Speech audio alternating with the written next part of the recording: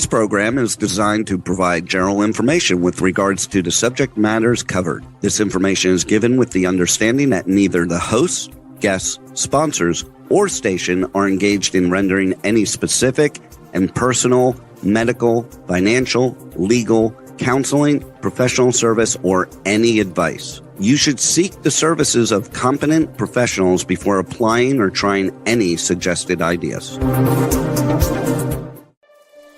Magazine publisher and entrepreneur Judith Mancini is sharing captivating conversations with experts in their field about the latest trends in our ever-changing world to help you become healthy, wealthy, and wise. Judith Mancini today will spark your interest and inspire you to lead your best life ever. And now, here's Judith.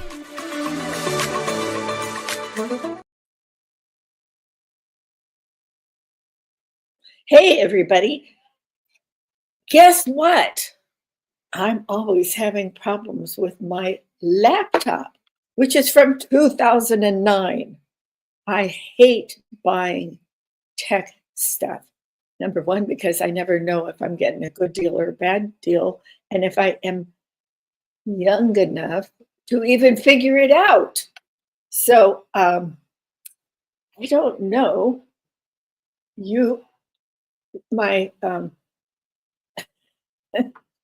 My wonderful engineer Juan just asked me a question. Do you have a link for this episode? Give me a heads up if everything is okay, Juan, because this is all I have.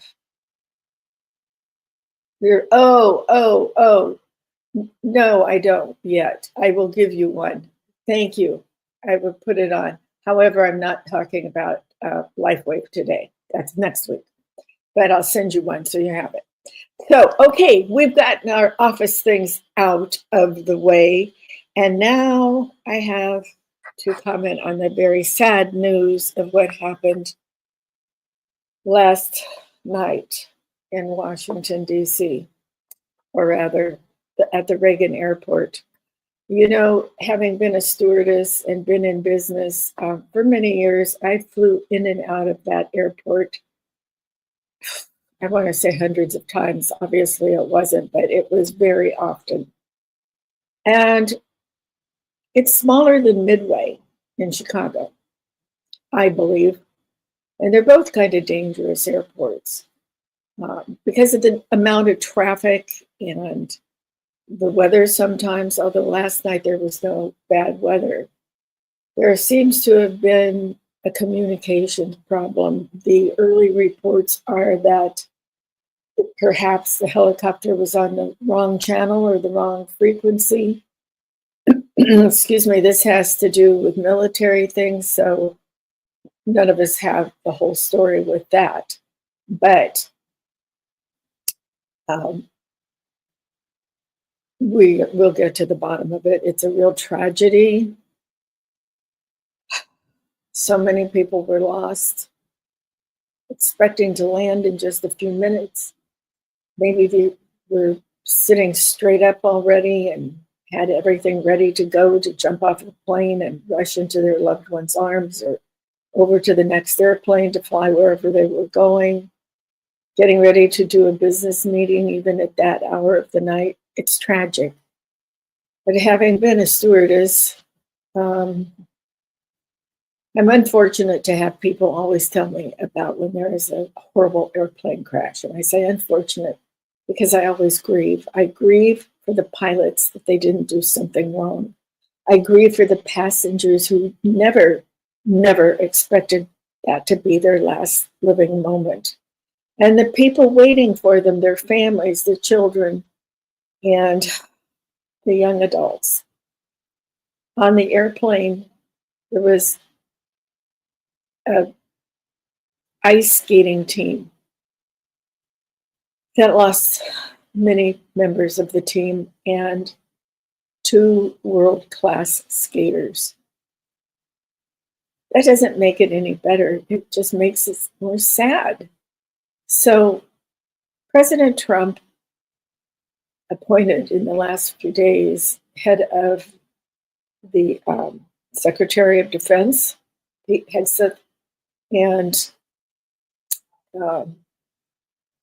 it's on the tip of my tongue, transportation, Sean Duffy. And they've all both already spoken about this tragedy and how they're investigating it. They've been working on it since last night when they were notified. And President Trump made a little presser telling people that he's working on it. And of course, telling us what's going on. There is a shortage of good air traffic controllers too, by the way. DEI got in there, but my brother was an air traffic controller in the Army. So I'm well versed in that part of the industry, as well as pilots and flight attendants and all of that. And as a passenger, because up until recently, I was flying all over the world for fun. But that did not end in fun last night, and our hearts and prayers go out to their surviving families and friends. Terrible tragedy, and we'll see if we can keep you updated as well as the news that's going on in the country. I just want to say something else about the nomination interviews and the confirmation interviews for people who have been put up for different offices. I was appalled at the way the Democrats were asking questions. They're just rude. There's no two things about it. I mean, they're yelling and screaming at the nominees. They're accusing them of taking money when none was ever found to be that. They're making it up. You know, with the pharmaceutical, when RFK Jr. was being interviewed, they were making lies up about him. They were making up journalist remarks about him. This is a good guy who is a Democrat. And he wants to make America healthy again. He was running for president. He saw he would not ever get to be president. So he thought, how can I serve the American people and do my best good? And so he met with President Trump, or soon to be President Trump at that time. And they discussed it. And it's the best thing that could happen to this country as far as our health goes. Make America healthy again. They were so nasty in this interview of him. I wanted to reach through the television screen and throttle them. They even got his family in on it, and they keep calling her his cousin, Caroline Kennedy. She happens to be the daughter of John F. Kennedy, who was assassinated. Don't you think she could be a little kinder instead of making out that her uncle, Robert F.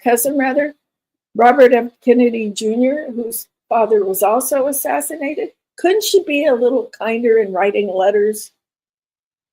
If she thinks he's crazy, that's her prerogative. That's family business, and it should stay in the business. I don't happen to think he's crazy. I think he's trying to save America and their health. And I believe many, many, many of the things he's saying. So far, I haven't seen anything that he has specifically said that would upset me over him being Secretary of Health. This vaccination thing that he's going on, people are misjudging him on this, and he has never said he wants to do away with all vaccines. He wants them to be studied more. He wants to change people's diets. He doesn't want multiple vaccines being given to young children before the age of 12, that somewhere numbers around 72 vaccines. Whose body can take care of that? I, for one, ever since my brother went into the service, and I didn't know anything about this. I was too young, obviously, when my father, I was a sparkle in his eye when he was in the service. Going into the service, and they have these vaccine shotguns, and they shoot them in their arm with umpteen hundreds of vaccinations in these guys going into the service. I've always been against that. And I'm not in favor of little babies getting several vaccines at one time. Your body is getting cells and things of the disease. Why? They have to fight this. How can they fight so many at one time? That's how their immune system keeps them safe from things like polio now. So nobody said that we were taking them all away. And I certainly hope that RFK Jr. is confirmed. So those are my thoughts about politics and what's going on in the country today. So the title of this show today was stem cells. What are they and what do they do for you? Well, let me tell you. I wanted to read this to you, and I will read that to you in a few minutes. But what are cells? Let's go back to, oh my gosh, the 1600s when Robert Hooke, Hooke, in 16-something or other, decided to name these little things that normally are round or kind of loopy around them, are what builds things in your body. They communicate with each other, whether in plants or humans or animals. Plants and humans and animals all have cells in their bodies. They connect to create a solid, well-formed organism. Organs are built by cells. Tissue is built by cells. And there's several different kinds. These like to be referred to as small factories or warehouses where they store things in your body, or they work on keeping you healthy, or they work on healing you. Yes, you know, if you can boost your cells, you can see if you're healing or you're not, and what can be done about your particular malady. So did you know how many cells are in a body? Well, I knew we had a lot, but 50 to 100 trillion cells in your body? Well, let me go and talk about something that's much more common than you think. These are made up of, a cell is made up of different things. In the human body, scientists and experts all agree there's about 200 cell types. 200 cell types. Well, I don't have a medical background. I don't have a health background. And anytime I talk about health, I want to remind you to go see a physician or your healthcare provider if you have any questions about these things. And I'm not going to tell you what you should be doing to do this or skip with your physician. Get expert medical and health advice. So a cell is made up of a nucleus. You all know that a nucleus is something in the center, and the skeletal cells actually have 2 cells in them, okay? There's usually 1 nucleus per cell, but the body is a very complicated mechanism. So somebody who was making them a long time ago saw that they needed to be more developed, I guess you would say. So here is something to think about. And this, or nothing, I'm going to check my notes here because, as I say, I am not a health expert. I'm just giving you information that I believe to be true. There's a plasma membrane, and these have markers of receptors in them. They inform the immune system they're part of an organism and not a foreign invader.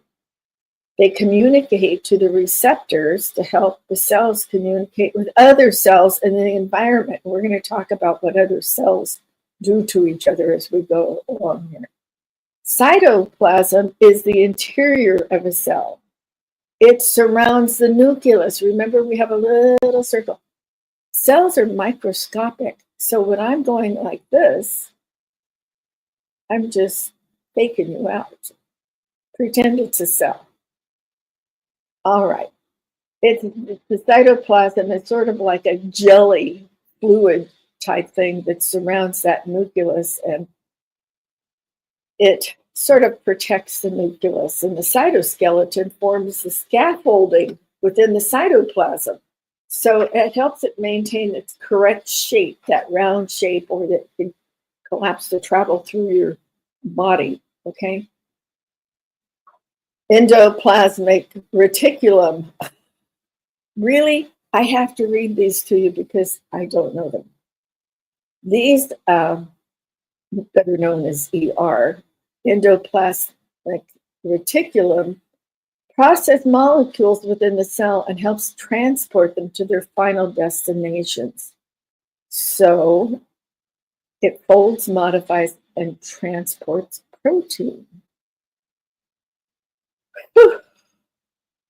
There are rough ERs and smooth ERs. I don't think any of us will ever see them unless you specifically ask a scientist to look into his microscope looking at these things. All right, so now we have Golgi apparatus, which processes the molecules. People consider the Golgi apparatus the post office of the cell, where items go through packaging and labeling. Boy, this is really written for somebody who doesn't understand any of it, which is me. Once materials leave, they may be useful inside or outside the cell. Mitochondria. Now, there's lots of conversations about mitochondria today, particularly in doctors who are into diet and alternative health, regular doctors who want to make their patients healthier and all. These travel, once they're in the Golgi apparatus, this acts as a post office. These go through packaging and labeling of the cells. Now remember, we're talking about minuscule things here, so you can't see, well, I suppose if you're a scientist, you can. That's how they found it out. What they're doing, how they decide where they need to go into the cells. And it's the mitochondria helps turn food into energy that the cell can use. So that's where we get the mitochondria that everybody is talking about. Sometimes mitochondria helps with calcium storage and plays a role in cell death. I believe that's because your mitochondria is down. Ribosomes. Oh, wow. I need doctors to tell you the rest of this.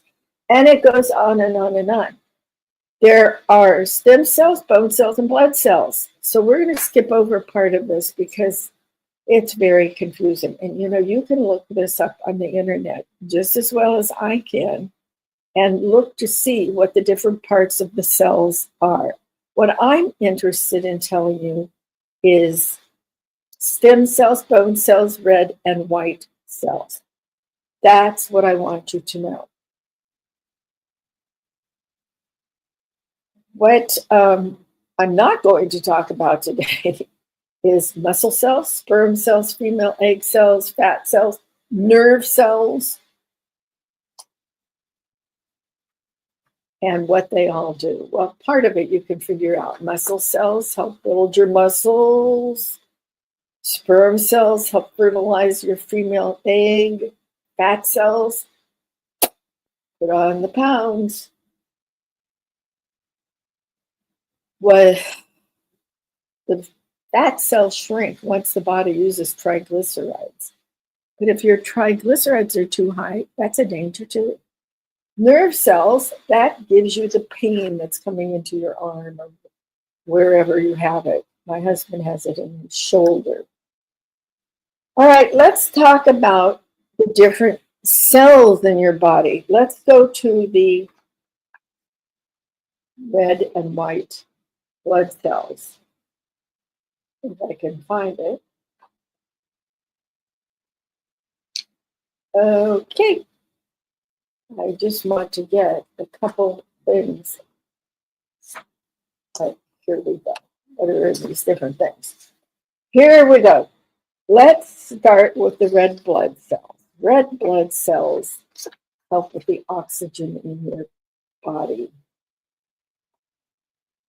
So if you're not getting enough oxygen in your body, the red blood cells will tell you that you're not, okay? Now, I just recently learned my nails are fine. They're kind of no polish on today. That's the color your nails should be. A little rosy, men or women. A little rosy with no ridges, no splitting nails down to the cuticle, things like that. Okay, I need a manicure, but I want to show you my nails and all their natural beauty. So there it is. If they are turned absolutely white, that means there's not enough oxygen in your red blood cells and you should go to the emergency room immediately. Oxygen keeps your heart beating. The blood keeps your heart beating. And if the blood can't move because there's not enough oxygen in it, you've got two problems. You may be gasping for breath and you may not be getting enough blood into your heart. So this is an emergency. Blood cells tell you that. They take it all around the body, not just to your heart. So if your whole foot is going without oxygen, it could start turning black with your nails white. And that means your circulation is not working well and you're not getting enough oxygen in your blood, and your blood can't get to your feet. So your feet are turning black.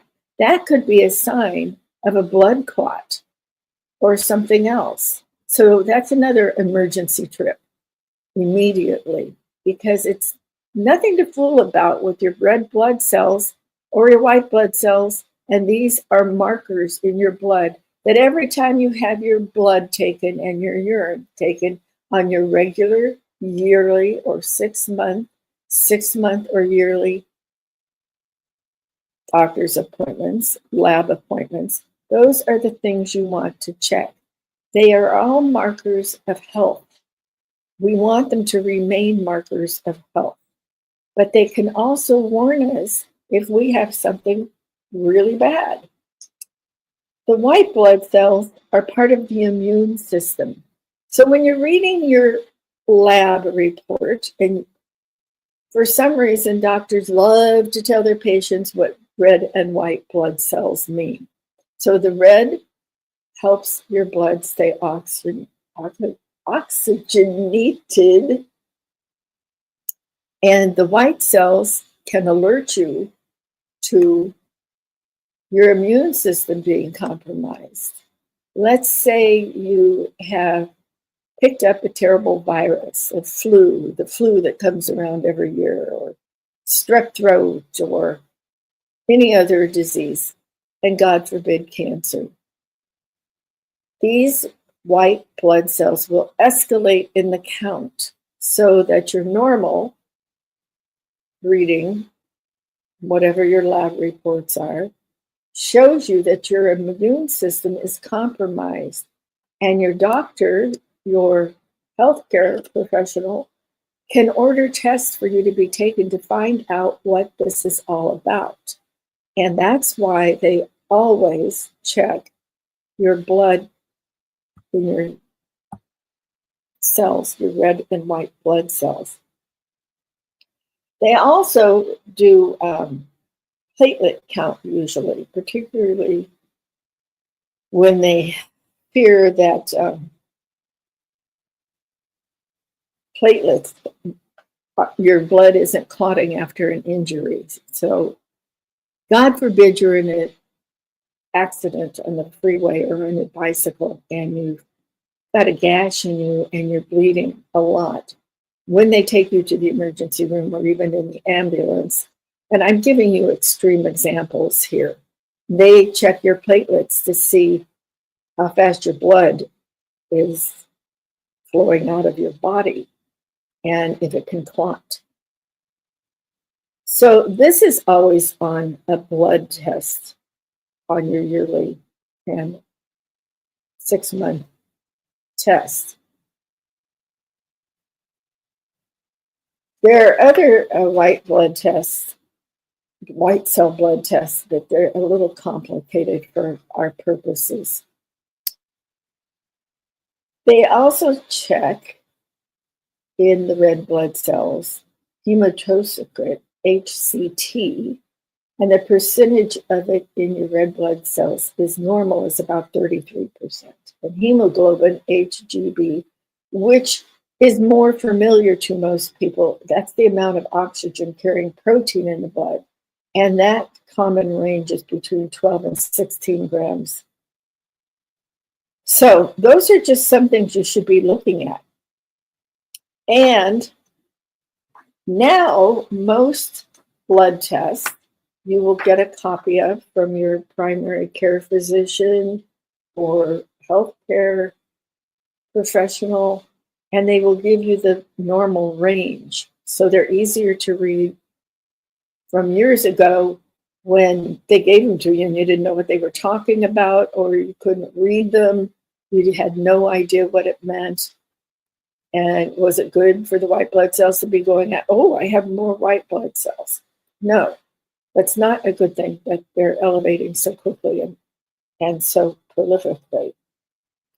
So I'm just trying to help you read your blood test, and you can decide who you want to take it. I always ask for a copy from the lab, and the doctor always goes over it because the doctor gets it also. So white blood cells have a few things in them that we try to keep healthy because they fight infection and disease. When they're low, it's very easy for you to pick up something like a virus or some other mononucleosis or something like that. There are 3 major types of cells in white blood cells: neutrophils, monocytes, and lymphocytes. They can take from 12 to 42 days to recover after transplant, but recovery times are different for each patient. Now, I don't know what that means. If they're pumping your blood out of you and replacing it, this wasn't clear, excuse me, in my notes. But again, we can go over this at another time and we'll tell you all of these. Lymphocytes help your cells protect your body by making antibodies and regulating immune system response. These cells fight all types of infections, including bacterial, viral, and fungal. There are 2 types of lymphocytes, T cells and B cells. T cells recognize any foreign matter in the body and directs the immune system to attack these foreign substances. T cells also activate the B cells to produce antibodies that recognize a previous infection and attack the foreign substance more efficiently. B cells are the primary source of antibody production. So when you're sick and you've got a high white blood cell count, they will then be able to tell what is going on in your body. It could be mononucleosis. It could be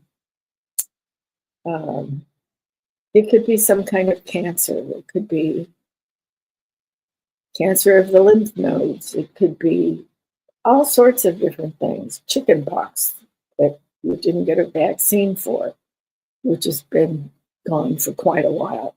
It could be anything. So I urge you to go have your blood checked and count the irregular platelets so you know what's going on with that.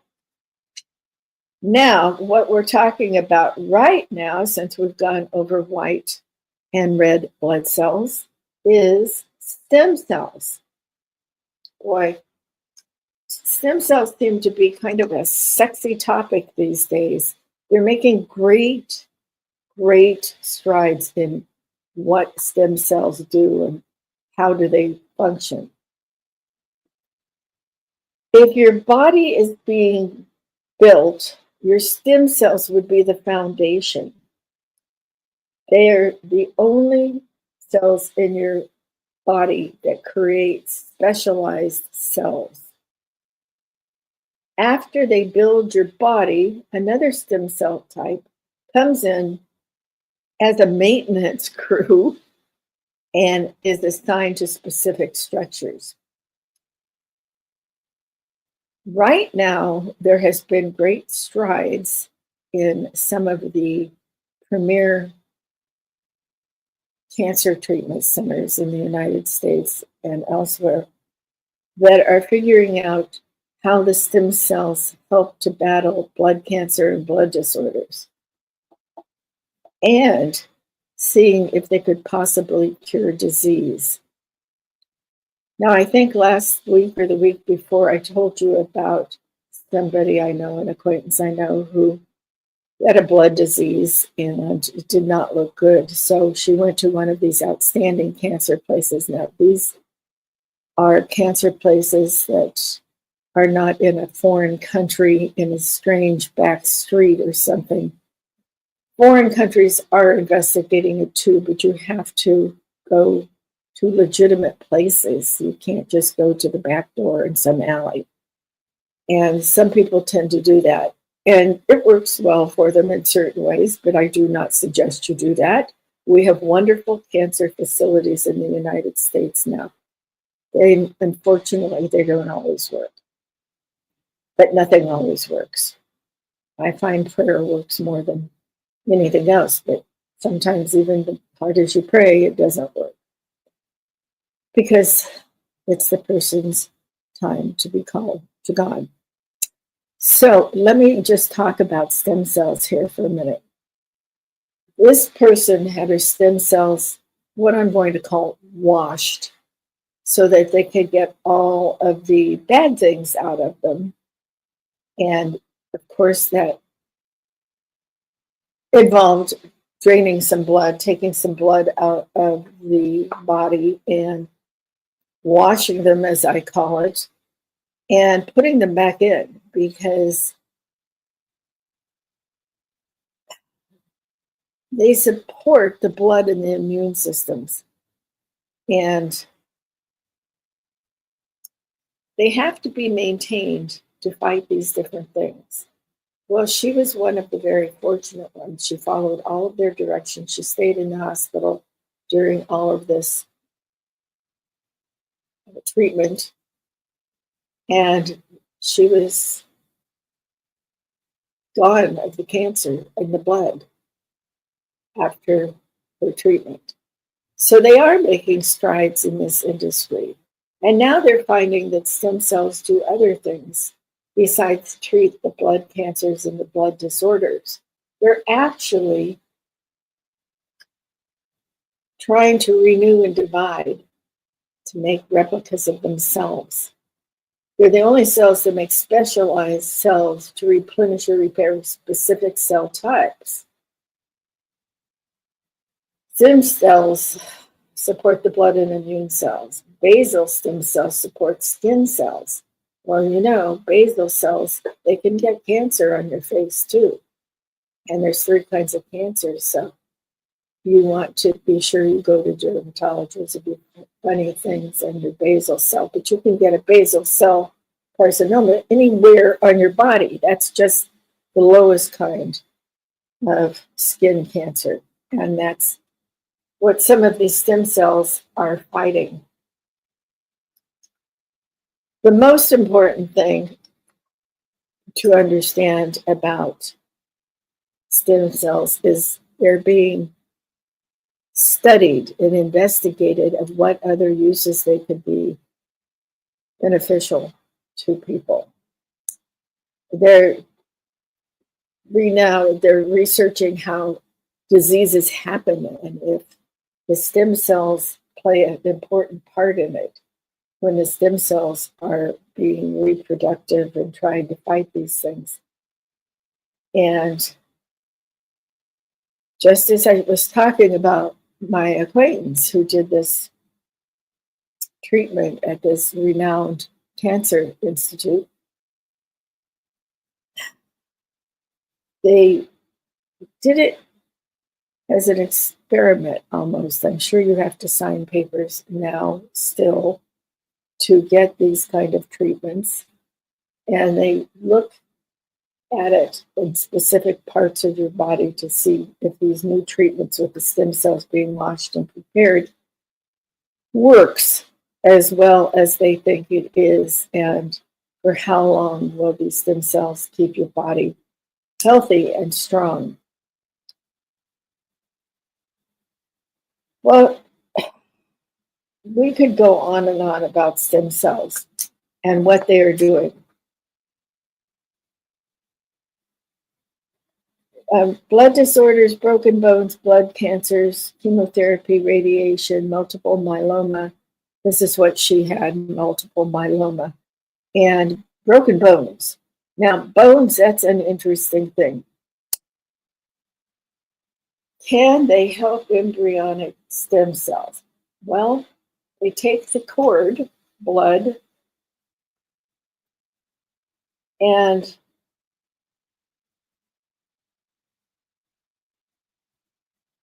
then the embryonic fluid in the cord and the stem cells is all saved because they think that if the parents get sick, they could maybe use that to build new stem cells in the body. Now, I know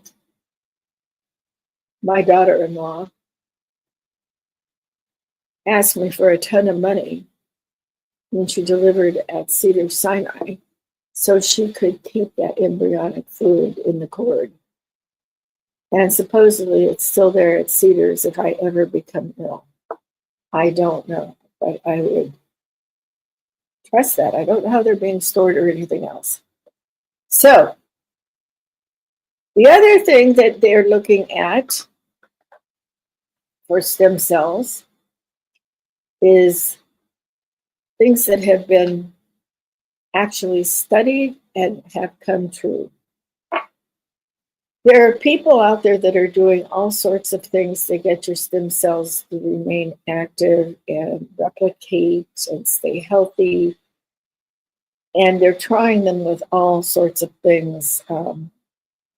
I've seen some places that have patches that are transdermal, and they're advertised in television, press, media, and all of that. But putting a patch on you that is going through your skin into your body is not the healthiest thing. And nobody has really done clinical studies on them to prove that they are. So I don't know. You need to really think about all of this. I think I want to tell you what has been studied in different ways that stem cells can help you, whether you're a man or you're a woman. And there are companies out there that do clinical studies and have studied stem cells themselves and cells and repairing the body and getting into longevity. We could talk about the brain, the heart, the blood pressure, digestion, immunity, circulation, bone loss, kidneys, aging. Now that's a big one, isn't it? Longevity. Energy. Energy is huge. Blood vessels, your focus and your memory. Longevity and looking your best. Now, I don't look my best, but I'm 77 years old.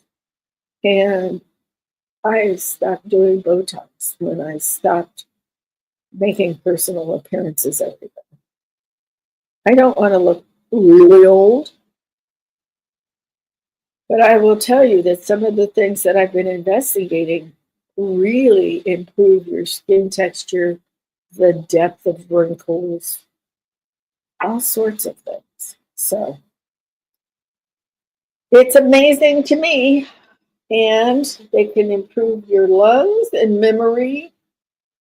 They're looking at everything. This is like the beginning of, well, I think it should go along with Make America Great, Healthy Again. Well, we already are great. But let's go into Make America Healthy Again. All of these cells need to be taken care of. And they don't need anything shot into their body. And I don't think it works well to take some of these vitamins by companies that I don't know. Now, let me back up here. I don't know the companies because I've been out of the business for 20 years or more. But I do know the companies that have been known to give you fake information and never run a clinical trial. And as my husband was with GNC, as CEO and president for a long time, he knows them too. We are very careful what we put in our bodies. Now, my husband does have some health problems. I won't lie, but he's a smoker. So what can you do?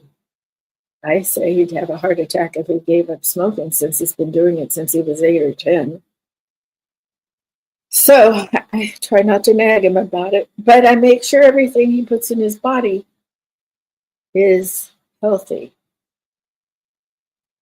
So I would never take a vitamin, a multiple vitamin or anything that tells you that they're going to improve your cellular health, be it red or white or stem.